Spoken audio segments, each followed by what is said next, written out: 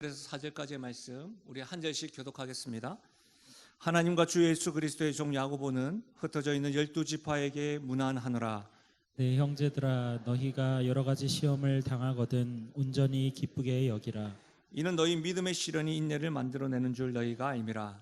인내를 온전히 이루라. 이는 너희로 온전하고 구비하여 조금도 부족함이 없게 하려 함이라. 아멘. 지난주에 이어서 우리 야고보서 말씀을 배울 텐데요, 이 본문 말씀을 가지고 저는 시험과 기쁨의 역설, 시험과 기쁨의 역설이라는 제목으로 말씀 나누겠습니다. 우리 말씀 나누기 전에 선포하실까요? 하나님께서 오늘 말씀하십니다. 믿으십니까? 여러분, 야고보서는요, 신약의 다른 서신들과는 좀 특별하고 다른 면이 있습니다. 그것이 뭐냐면, 보통 일반 서신들을 가만히 보시면 이렇게 시작합니다. 하나님께 영광이요, 또 수신자들에 대해서 평안과 위로를 전합니다. 그러나 야고보서는 그렇지 않습니다. 대체로 그렇게 하지만 야고보서는 바로 권면으로 들어갑니다. 그리고 그 권면의 주제가요, 무겁습니다. 바로 시험에 대해서 이야기합니다. 왜 그럴까요? 야고보서의 1차 수신자는 흩어진 12지파라고 하였습니다. 신앙을 지키기 위하여 환난과 핍박 가운데 흩어졌던 그들에게 하나님께서는 야고보를 통해서 흩어져 있는 믿음으로 인하여 핍박받고 환난받는 그들에게 분명히 말씀하고 싶은 것이 있었던 것이지요. 사실 그래서 삶에 대해서 굉장히 구체적으로 말씀하시는 야고보서이지만 오늘 말씀은 처음부터 무겁게 다가옵니다. 그러나 여러분, 사실 이 믿음의 유무와는 관계없이 인생이라는 이름으로 살아갈 때 우리 모두가 다 여러 가지 시험을 경험합니다. 그런데 말입니다, 그건 맞겠는데요, 이해하겠는데 2절을 다시 한 번 더 들어보십시오. 내 형제들아, 너희가 여러 가지 시험을 당하거든 온전히 기쁘게 여기라. 여러분, 시험을 지금 현재 아주 오래도록 당하고 있는 당사자가 이 말씀을 듣는다고 한다면 여러분 어떤 기분일까요? 어떤 감정이 일어날까요? 이겁니다. 지금 어렵죠? 하나님께서 뜻하신 바가 있어서 우리 권사님에게, 집사님에게 이렇게 어려움을 준 거예요. 표정 봐봐. 기뻐해야지. 하나님이 주신 이유가 있다니까요. 기뻐해요. 믿음이 없나? 이렇게 들으신다면 여러분 어떤 마음이 드십니까? 귀를 활짝 열고 아멘 하시겠습니까? 앞에서는 우리가 그래도 사회적인 체면이 있으니까 예 하겠지만 속으로는 네가 아나? 이런 마음을 하겠습니까? 아니면 그렇게 말하고 있는 성경을 덮어버리겠습니까? 찢어버리겠습니까? 어쩌면 그렇게 저에게 권면하는 사람에게 다시는 내가 당신과 상종하나 봐라 이렇게 하시겠습니까? 분명한 것은 여러분, 우리는 그렇게 교회 안에서, 특별히 교회 안에서, 신앙 공동체 안에서 이와 같은 일들로 상처받는 사람들이 굉장히 많습니다. 그래서 내가 경험한 것이 정답인 줄 알고 쉽게 권면하는 경우가 있습니다. 주의해야 합니다. 그러나 야고보는요, 지금 굉장히 주의하면서 권면하고 있습니다. 쉽게 권면하는 것이 아닙니다. 2절 이렇게 시작하죠. 내 형제들아, 내 형제들아. 여러 가지 지금 시험을 당하고 흩어져 있는 믿음의 성도들에게 애정을 담아서 내 형제들아 라고 이야기하면서 권면하고 있어요. 하나님 아버지의 마음을 담아서 권하고 있는 것입니다. 권하고 있는 내용은 분명합니다. 그리스도인에게 핍박과 환난은 기쁨의 요인입니다 라는 것이 주 메시지입니다. 여러분, 다시 말하면 시험이 기쁨의 요인입니다. 이게 어울리지 않잖아요. 역설적인 것을 이야기하고 있는 거예요. 시험과 기쁨이 역설적인 관계를 지금 설명하면서 권면하고 있는 것입니다. 제가 역설이라는 이 사전적 의미를 찾아보니까 이렇게 표현되어 있더라고요. 표면적으로는 모순적이고 불합리하지만 사실 그 속에 진실을 담고 있는 말. 다시 말하면 표면적으로는 이해가 안 된다는 거예요. 합리적이지도 않다는 거예요. 그러나 그 속에 진실을 담고 있는 말이 역설이라는 거예요. 원어는 파라독스입니다. 그리스어의 파라와 독사라는 말이 합성어예요. 이 파라라는 말은 넘어서다라는 말이고 독사라는 말은 견해라는 말이에요. 그럼 파라독스라는 말은 뭐예요? 역설이라는 말은 일반적으로 우리가 알고 있는 견해, 우리가 생각하는 것에 대해서 뛰어넘는 것을 역설이라고 이야기하는 것이죠. 다시 말하면 시험과 기쁨, 우리가 일반적으로 생각하는 것, 그것을 뛰어넘는 역설로 지금 하나님께서는 야고보를 통해서 말씀하고 있는 거예요. 시험에 대해서, 기쁨에 대해서, 이 관계에 대해서 우리가 합리적으로 받아들일 수는 없지만, 이해가 되지 않을 때도 있지만, 하나님의 역설이 오늘 이 말씀에 있다는 것입니다. 하나님의 역설은 이것입니다. 그리스도인이라고 한다면 시험을 경험하게 될 거야. 그런데 그 시험은 너희들이 경험하는 기쁨의 이유가 될 거야. 이게 하나님의 역설이에요. 어떻습니까? 여러분, 이 땅에 우리가 한 번 사는 인생인데 행복하게 살아야 되지 않겠습니까? 소확행이라고 이야기한다 할지라도 행복해야 되지 않겠어요? 그런데 시험이 웬 말입니까? 그것도 여러 가지 시험을 만나야 한다는 것이 하나님의 역설이라고 해요. 심지어 시험을 당하고 죽겠는데 기뻐하라는 말, 여러분 이해가 되십니까? 정중하게 묻겠습니다. 여러분 참으로 시험 빠질 때마다 기쁘게 여길 자신 있으십니까? 저는 이와 같은 관점으로 하나님께서 야고보를 통해서 하나님 역설, 이렇게 말씀하신 이유가 무엇인가 라는 관점으로 두 가지를 살펴보려고 합니다. 첫 번째는 이것입니다. 시험에 빠질 때마다 기쁘게 여길 수 있는 이유는 믿음이 작동됨을 알기 때문입니다. 믿음이 작동됨을 알기 때문입니다. 여러분, 시험이 내 삶에 다가올 때 내 안에 있는 믿음이 작동합니다.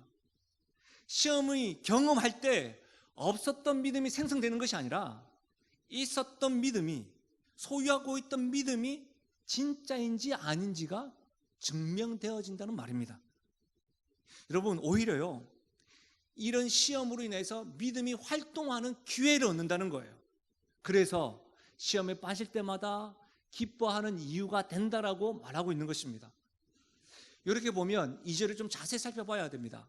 2절 다시 한번 더 보시면, 내 형제들아 너희가 여러 가지 시험을 당하거든 온전히 기쁘게 여기라. 이 하나님의 역사를 이해하려면 먼저 시험에 대해서 이해가 필요합니다. 성경에서 말하는 시험은 크게 두 가지입니다. 하나는 인간 내면에서 찾아오는 유혹입니다. 이것을 영어로는 temptation이라고 말할 수가 있습니다. 무슨 말입니까? 이 시험은 악한 생각과 행동을 부추기는 우리 내면에서 울리는 유혹, 소리들을 시험이라고 이야기를 합니다. 또 하나는 영어로 트라이얼입니다.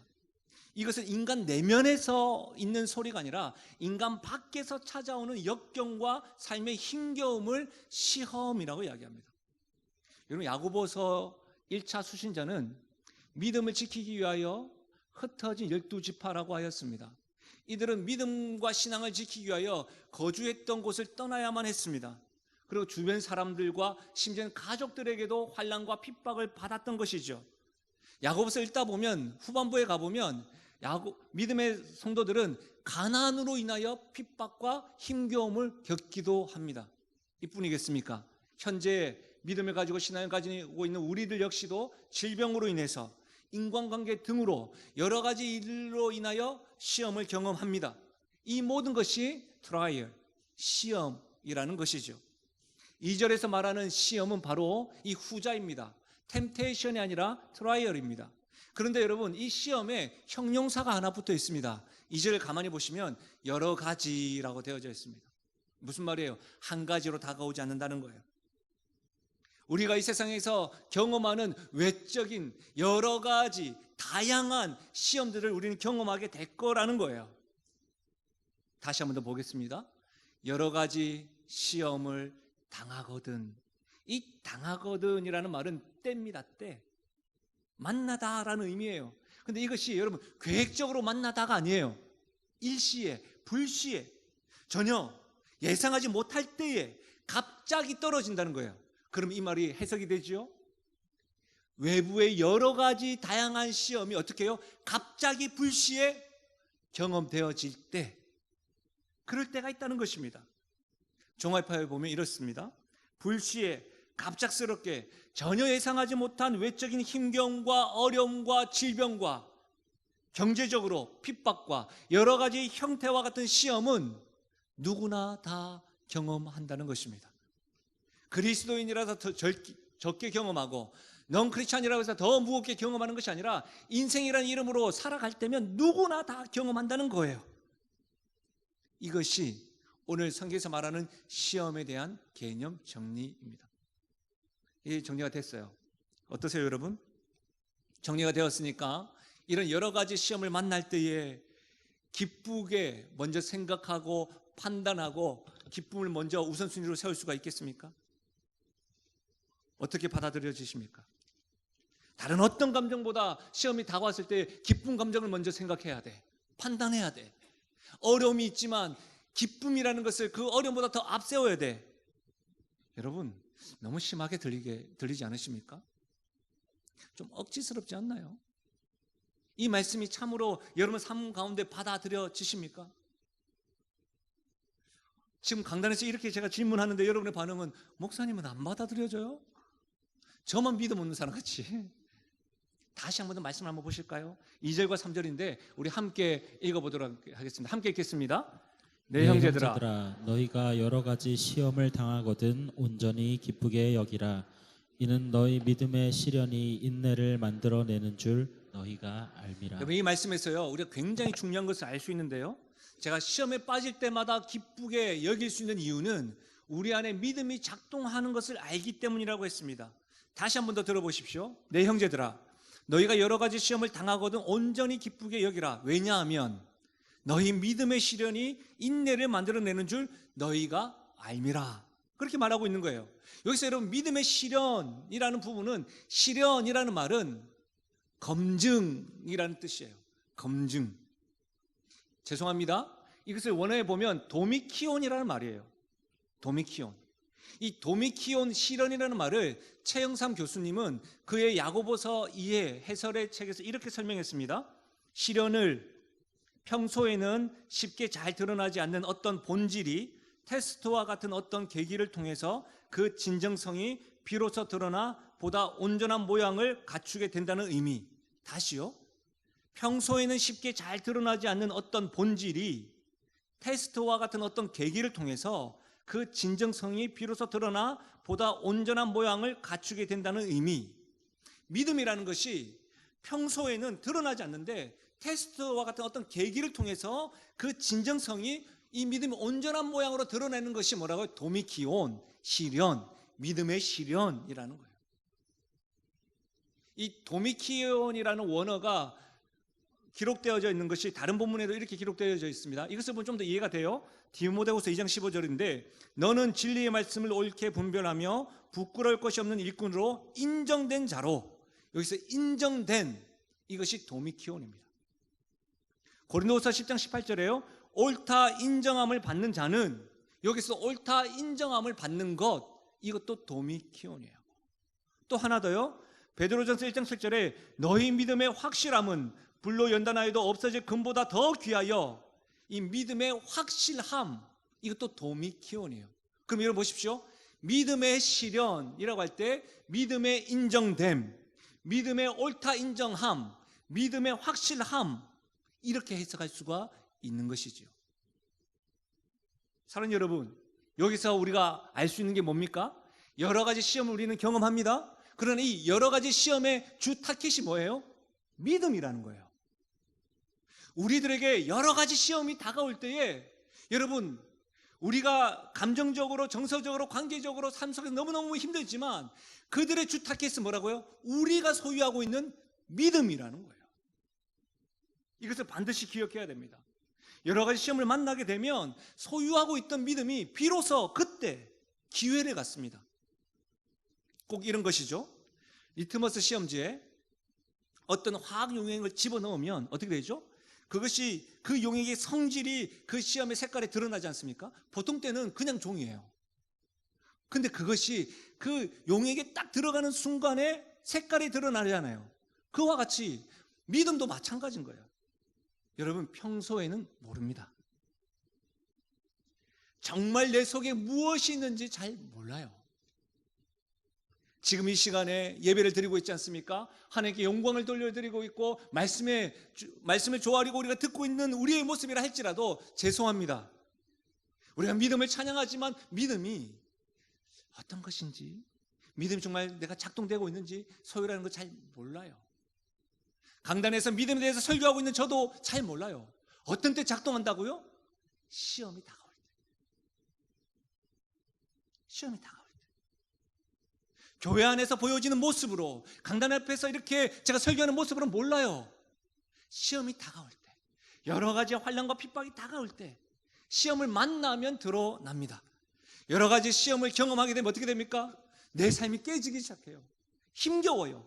그럼 깨어져서 내 속에 있는 어떤 것이 믿음이 쏟아져 나와요. 이것은 가정도 마찬가지입니다. 평탄해 보이고 화목해 보이는 가정도 여러 가지 시험을 딱 경험하면 그때 그 가정이 소유하고 있는 것이 쏟아져 나와요. 평소에 무엇을 소유하고 있는 것인지. 교회라는 이름은 가졌으나 참 믿음을 소유한 교회인지 아닌지는 언제 알 수 있죠? 여러 가지 시험이 딱 부딪힐 때, 예상하지 못했던 여러 가지 시험이 다가왔을 때, 그때 우리 교회가 소유하고 있는 믿음이 쏟아져 나와요. 저와 여러분도 동일합니다. 사랑하는 여러분, 여러 가지 시험을 만나면요, 믿는 사람과 믿지 않는 사람의 반응이 달라집니다. 믿음이 없는 사람들은 어떻게 할까요? 믿음이 없으니까 불신앙으로 다가옵니다. 불신앙으로 표현해요. 그리고 불평불만합니다. 절망합니다. 허무를 나타냅니다. 억울함을 드러내고 호소합니다. 그러나 여기에서 우리가 한 가지 인지를 해야 돼요. 사실은요, 믿음을 소유한 우리도 처음에는 똑같이 반응할 때가 있습니다. 어떤 사람은 권사님이, 장로님이, 집사님이 왜 그래요? 믿음이 없어. 이렇게 함부로 말하는데 그렇지 않습니다. 어렵지 않습니다. 여러분 자신을 스스로 평가해 보십시오. 여러 가지 시험을 딱 당하면 우리도 처음에는요, 불신자들과 믿음 없는 사람들과 같이 불안해합니다. 호소합니다. 불평합니다. 절망합니다. 우리도 그렇게 쏟아낼 때가 있습니다. 그러나 여러분, 결국엔 어떻게 하죠? 믿음의 대상 되시는 하나님을 찾습니다. 하나님을 향한 그때서야 우리의 믿음이 작동됩니다. 그래서 여러분, 평소에는 만연하게만 느껴졌던 그 믿음이라는 것이 이 시련과 어려움을 경험할 때 이 믿음에 대한 확신을 가지게 됩니다. 그래서 하나님에 대한 믿음이 우리 안에 소망이라는 열매를 품게 됩니다. 그래서 인내를 만들어냅니다. 할렐루야. 이것이 오늘의 말씀입니다. 여러 가지 시험을 만날 때에 믿음이 작동되어지고 믿음이 인내를 만든다. 이거 너희들 알잖아. 이거 아니까 이 기쁨을 알잖아. 믿음의 대상인 하나님에 대해서 생각하고 그분을 붙잡고 그분을 인하여 소망 가지게 되잖아. 이거 알기에 기뻐할 수 있는 거야 라고 말하는 것입니다. 제가 최근에 주보를 통해서 영화를 하나 추천한 적이 있습니다. 2017년도 KBS 스페셜에서 암 교회 오빠라는 다큐멘터리가 있어서 제가 설교 시간에 한번 예화를 든 적이 있었고요. 그 이후에 올 5월 달에 이 영화가 개봉하였습니다. 이 영화는 고 이관희 집사와 그의 아내의 삶의 모습을 보여줍니다. 딸 아이를 출산하고 산후조리원에서 나오는 날 그 남편의 사기 대장암 판정을 받죠. 그리고 갑작스럽게 어머니도 돌아가시고 항암 치료를 계속하고 치료 끝난 일주일 뒤에 또 급작스러운 소식을 듣습니다. 늘 곁에서 도와주고 함께했던 아내 사기 혈액암 소식을 듣습니다. 잠시도 숨 쉴 틈 없이 고난을 경험하는 이 부부가 이렇게 고백합니다. 하나님, 이러다 저희 가정 다 죽게 되었습니다. 살려주세요. 이렇게 기도합니다.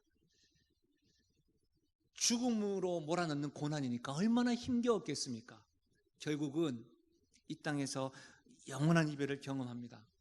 그러나 그 영화의 마지막은 그들의 삶은 끝까지 그리스도의 사랑을 붙잡는 모습으로 결말을 맺습니다. 신앙을 가진 우리들에게는 그와 같은 삶의 모습과 내용을 통해서 하나님을 우리가 어떻게 믿어야 되는지 고민하게 되고 다시금 도전받습니다. 신앙이 없는 사람들은 그와 같은 영화를 보면서 삶에 대해서 고민하게 되는 것이겠죠. 그래서 큰 울림을 주는 영화입니다. 그래서 많은 분들이 영화를 봤다고 하더라고요. 그리고 또 어떤 분들은 저에게 너무너무 좋아서 불신, 신앙을 가지고 있지 않는 남편과 함께 영화를 봤대요. 기대한 바가 있었겠지요. 그렇죠. 이 영화를 통해서 남편이 좀 더 하나님에 대해서, 삶에 대해서 같이 나누고 싶었겠지요. 그런데 여러분, 이 함께 본 아내의 기대와는 달리 남편분들이 이렇게 반응하더랍니다. 하나님께서 살아계시다면 살려내야 맞는 거 아니야? 이게 뭐냐? 오히려 불편한 감정을 막 드러냈다고 합니다. 이럴 거면 내가 하나님 안 믿지. 그러면서 저에게 속상하다고 막 이야기하는 거예요. 여러분, 그 제가 뭐라는 줄 아십니까? 불신자 남편의 입장에서 당연한 것 아닙니까? 사랑하는 가족을 떠나게 되었으니 그 고통은 얼마나 힘겨웠겠습니까? 그래서 불편한 감정은 당연한 거겠죠. 왜요? 그분에게는 믿음이 없으니까요. 믿음이 없으니까요. 하나님에 대한 믿음의 씨가 없으니까요. 제가 아는 집사님이 계십니다. 평소에 누구보다도 건강을 자신하셨고 건강을 위해서 운동도 열심히 하셨고 또 음식도 잘 드셨습니다. 그분의 암 소식은 저뿐만 아니라 교회가 굉장히 놀랐습니다. 지금도 기도 제목입니다. 병원에서 시행하는 여러 가지 시술과 치료를 다 받으셨습니다. 병원에서 제안할 때 또 큰 액수의 어떤 방법들을 제안할 때는 모두가 다 기대라는 것을 가지게 됩니다. 다 하셨습니다. 그러나 결과가 기대와는 달리 회복이 더딥니다. 본인이 아는 거예요. 이전만 못하다라고 생각되어진 거예요. 기도만 하다가 제가 찾아뵈었습니다. 그랬더니 저를 보시고 이렇게 말씀하십니다. 목사님, 제가 2달 전부터 하나님을 부르지 않습니다. 제가 참 못났죠. 하나님 부르지 않습니다. 그때 제가 뭐라고 한 줄 아십니까? 집사님, 저라도 그럴 것 같습니다. 너무 힘드시죠? 너무 멀게만 보이시죠? 애쓰고 기도하고 하나님 붙잡고 있는데 너무너무 어려우시죠? 근데 놀라운 것은 여러분, 헤어지기 전에 저에게 말씀하신 것은 목사님, 그럼에도 불구하고 기도해 주십시오. 아픈 곳에 손을 대어 주시고 함께 기도를 멈추지 말아 주십시오. 함께 기도하고 집사님, 하나님에 대한 믿음 포기하지 말고 힘겹지만 우리 조금만 더 인내해요. 결과는 저도 모르겠습니다. 그러나 우리 하나님 있잖아요. 여러분, 예수 믿는 사람도 여러 가지 시험을 경험하고 예상하지 못한 시험을 경험하면 밑바닥으로 떨어질 수 있습니다.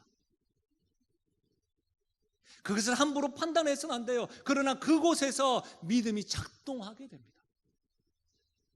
하나님만이 내 삶의 인도자시구나. 하나님만이 나의 삶의 보호자시구나.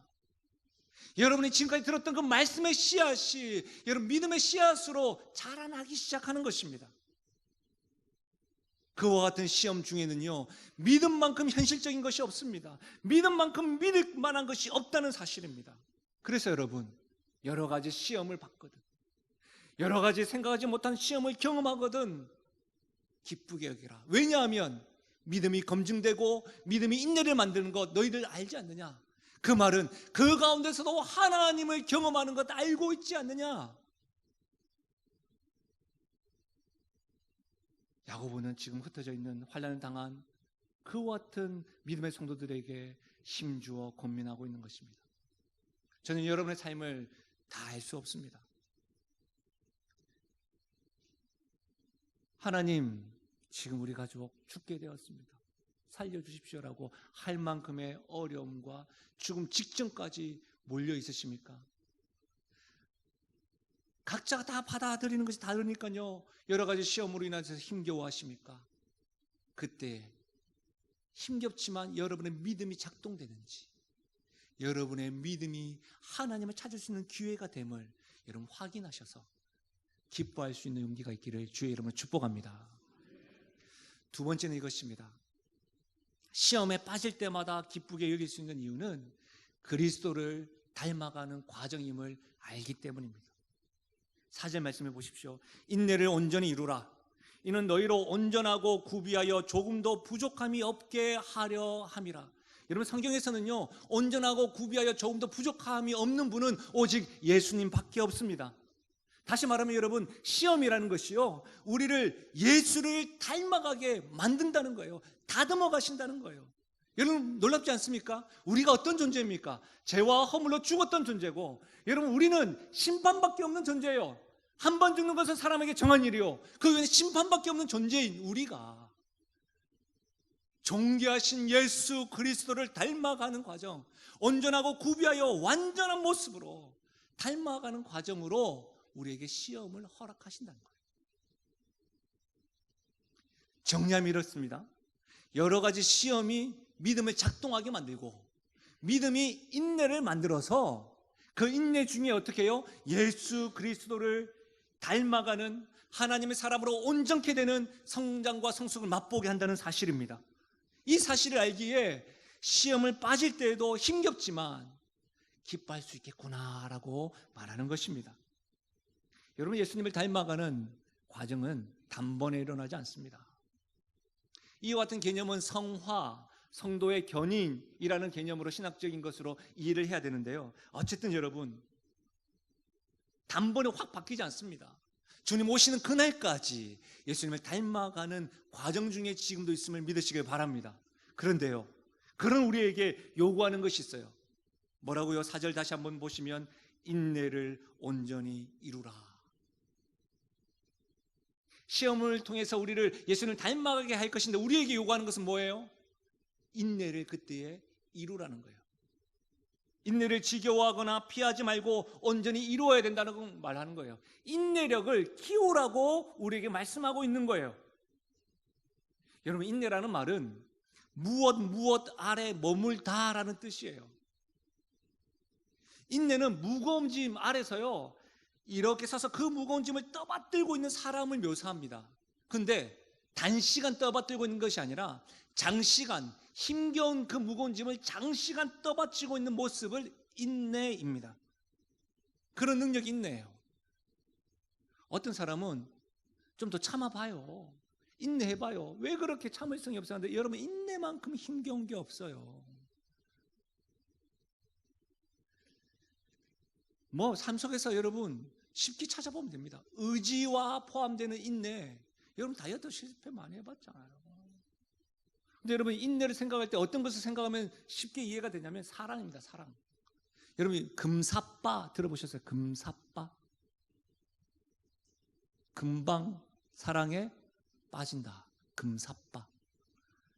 여러분, 금사빠, 금방 사랑에 빠진다는 거, 왜 여러분 여기에 사랑했다가 또 여기에 사랑했다가 여기에 사랑 빠지는 거예요? 그 말은 뭐예요? 이렇게 사랑했다가 마음에 안 들면 또 이렇게 가는 거예요. 여러분, 고린도전서 13장은 사랑을 어떻게 설명하고 있습니까? 사랑은 처음에도 오래 참고, 사랑은 마지막에도 모든 것을 견디느니라.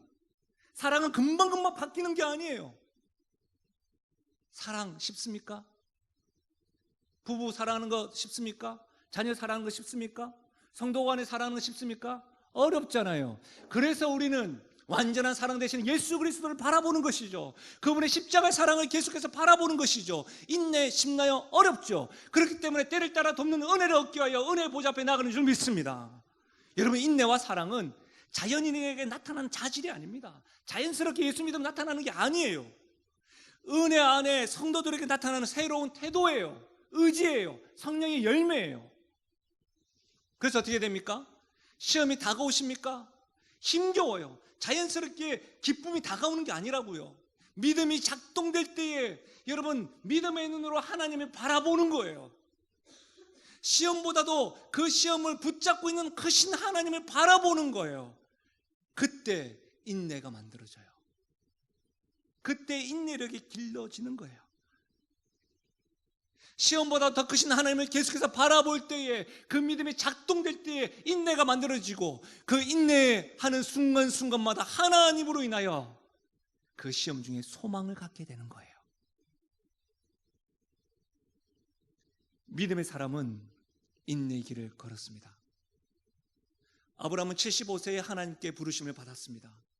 하나님께서 그 아브라함에게 약속하실 때에 열국의 아버지, 열방의 아버지로 세우신다고 약속하시면서 아들 이삭을 25년 뒤에 아들 하나 줬습니다. 모세 40세가 되던 해에 하나님과 자기 백성을 위하여 큰 일을 하겠다라고 작정을 하였습니다. 그러나 40년 동안 또 광야 생활을 하였던 것이죠. 우리가 잘 알고 있는 요셉, 하나님께서 꿈꾸게 하셨습니다. 요셉이 꿈꾼 게 아닙니다. 하나님이 꿈꾸게 하셨습니다. 그런데 그 형제와 노예 생활과 감옥 생활 이후에 25년 뒤에 애굽의 총리로 하나님께 영향력을 돌린 것이죠. 성경에서 아브라함, 모세, 요셉 이야기하니까 너무 크게만 다르게만 다가오십니까? 우리 교회 안에서도 믿음으로 인내하며 구름과 같은 허다한 증인으로 세워지신 분이 얼마나 많은지 모릅니다. 믿음의 사람은 인내의 길을 걷게 돼 있습니다. 히브리서 10장 36절에 너희에게 인내가 필요함은 너희가 하나님의 뜻을 행한 후에 약속하신 것을 받기 위함이라. 이와 같은 소망이 있는 자들은 인내하게 됩니다. 특별히 여러분 같이 한번 읽어볼까요? 로마서 5장 3절에서 4절입니다. 함께 읽겠습니다. 로마서 5장 3절과 4절 시작. 다만 이뿐 아니라 우리가 환난 중에도 즐거워하나니 이는 환난은 인내를, 인내는 연단을, 연단은 소망을 이룬 줄 알미니라. 아멘. 인내는 시험을 통해서 만들어집니다. 그리고 인내는 시험을 통하여 믿음으로 인하여 만들어집니다. 우리가 인내할 수 있는 이유는 하나님께서 이 시험을 통하여 우리를 그리스도를 닮아가게 하신다는 그 계획을 믿기 때문입니다. 그 믿음의 눈이 있으니까 인내하게 되는 거예요. 이 시험 가운데 하나님이 더 크시다라는 믿음으로부터 시작하여서 그 믿음이 인내를 만들게 되고 그 인내가 소망을 품게 되는 줄로 믿습니다. 사랑하는 여러분, 쉽지 않습니다. 그러나 여러 가지 시험 가운데에 하나님께서 야고보를 통한 이 권면의 말씀에 귀 기울여 보십시오. 그 시험은 누구나 다 경험하는 것이거든요. 너 안에 믿음의 시련, 믿음의 검증, 믿음의 확실함을 알게 된다면 기쁘게 여길 수 있는 것이죠. 왜? 믿음의 대상 하나님 나에게 크게 다가오기 때문에, 그 하나님으로 인하여 인내하기 때문에, 소망을 가질 수 있기 때문에 이 은혜가 우리 교회 가운데 넘치 않기를 주의 이름으로 축원드립니다. 말씀을 마무리하겠습니다. 제가 지인으로부터 들은 이야기입니다. 요즘 반려견이 참 많이 있잖아요. 저는 사실은 그 반려견에 대해 잘 알지 못합니다. 폴이라는 개가 있습니다. 근데 이 폴이라는 개를 데리고 병원에 찾아간 것이죠. 약을 먹이기 위하고 치료받기 위함이라고 합니다.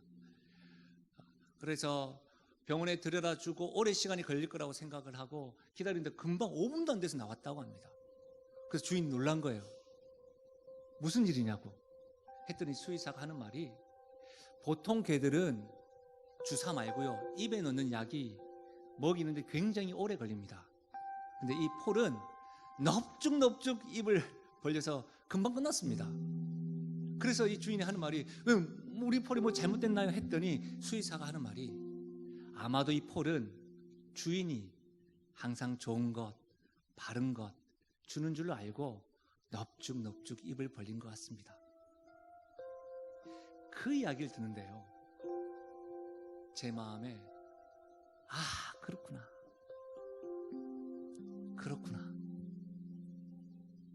내주 나의 하나님은 하나밖에 없는 아들도 아낌없이 주실 뿐만 아니라 악한 아비라 할지라도 떡을 달라 하려건 뱀을 주겠느냐, 하물며 아들도 아끼지 아니하신 내 아버지께서 나에게 허락하신 여러 가지 내 머리로는 도저히 이해가 되지 않고 받아들일 수 없는 시험이라 할지라도 내 하나님을 믿는 그 신뢰, 믿음이 작동되면 힘겹지만 나도 넙죽넙죽 그 하나님으로 인한 믿음으로 이 시험을 감당하고 인내 가운데 소망을 품을 수 있겠구나. 내 안에 하나님이 계시는지 이 믿음이 시험과 기쁨의 역설의 핵심이구나. 여러분에게는 하나님에 대한 이 신뢰, 믿음 소유하셨습니까? 그렇다면 우리 조금만 용기 내어봐요. 이 하나님 때문에, 이 하나님으로 인해서 인내를 만들고 그 하나님으로 인한 소망을 품고 하나님의 사람으로 살아가는 저와 여러분 되시기를 주의 이름으로 간절히 축원드립니다. 우리 시간에 말씀을 생각하시면서 우리 찬양하며 나가실까요? 내 영혼 지치고 피곤할 때, 내 영혼 지치고 피곤할 때에 근심 걱정 내 맘 짓누를 때, 근심 걱정 내 맘 짓누를 고백하실까요? 때 난 잠잠히 주님을 기다리네. 난 잠잠히 주님을 기다리네. 주님 내 곁에 오실 때까지 주님 내 곁에 우리 오실 영혼에게 선포하며 나아가 보십시다. 때까지 내 영혼 지치고 피곤할 때에, 내 영혼 지치고 피곤할 때에 근심 걱정 내 맘 짓누를 때 난 잠잠히 주님을 기다리네. 난 잠잠히 주님을 기다리 주님 내 곁에 오실 때까지, 주님 내 곁에 오실 때까지 우리 주님은요 주 날 일으켜 산 위에 세우네 거친 바다 위 걷게 하시네 주만 의지할 때 강함 주네 크신 능력 내게 우리 믿음의 고백으로요 부어주시네. 주 날 일으켜 산 위에 세우네. 주 날 일으켜 산 위에 세우네 거친 바다 위 걷게 하시네 주만 의지할 때 강함 주네 크신 능력 내게 부어주시네 내가 믿고 또 의지함은 내가 믿고 또 의지하는 내 모든 형편 하시는 주님 늘 보호해 주실 것을 나는 확실히 우리 전심을 다하여 고백하실까요? 내가 믿고 또 의지함은 내가 믿고 또 의지하는 내 모든 형편 하시는 주님 늘 보호해 주실 것을 나는 확실히 아네. 말씀을 생각하시면서 기도하실까요? 여러분의 지금 삶 어떤 삶이십니까? 하나님이 이러다 우리 가정 다 죽겠습니다, 살려주십시오라고 할 만한 상황이십니까? 사람마다 다 다르겠지요. 어떤 여러 가지 시험 앞에 있으셨습니까? 어떤 시험을 만나셨습니까? 그 시험 앞에 내가 믿고 의지할 하나님 계십니까? 그 하나님을 인하여 여러분의 믿음이 작동되어지고 인내가 만들어지고 예수 그리스도 닮아가는 소망을 품고 있으십니까? 우리 시간 말씀을 생각하시면서 하나님, 나에게 그와 같은 알물 통하여 기쁨이 생성되게 하여 주십시오라고 말씀을 생각하시면서 우리 기도하며 나가겠습니다. 아버지 하나님 참으로 감사함을 드립니다. 하나님 아버지, 오늘 시험과 기쁨의 역설이라는 말씀을 통하여 야고보서 1장 1절에서 4절 말씀을 통하여 깨닫게 하시면 참으로 감사함을 드립니다. 하나님 아버지, 나도 하나님 아버지 바다를 칠 때가 있습니다. 나도 하나님 아버지 살려주십시오라고 오적거릴 때가 있습니다. 하나님, 그럴 때에도 하나님 아버지 내 안에 하나님이 계심을 알고 믿음이 작동되어지고 믿음이 인내를 만들고 그 인내가 인내가 연단을 일들이 일어날 수 있도록 하나님이여 도와주시기를 간절히 소원을 드립니다. 하나님 아버지여, 이 말씀 가운데 하나님, 우리가 주님 깨달음과 인내하여 주님 앞에 나아갈 수 있도록 도와주옵소서. 하나님, 우리의 약한 가운데서 주님께서 친히 하나님이 되어주시고 우리의 손을 잡으시는 하나님의 능력을 힘입어 주님 나아갈 하나님 아버지,